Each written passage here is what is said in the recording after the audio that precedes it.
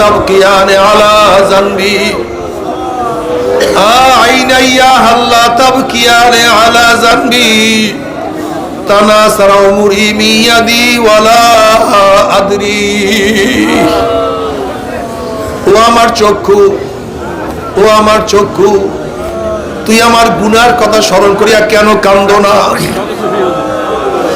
অথচ আমার সামনে আমার দাড়ি পাকিয়া গেল, আমার সামনে আমার চুল পাকিয়া গেল,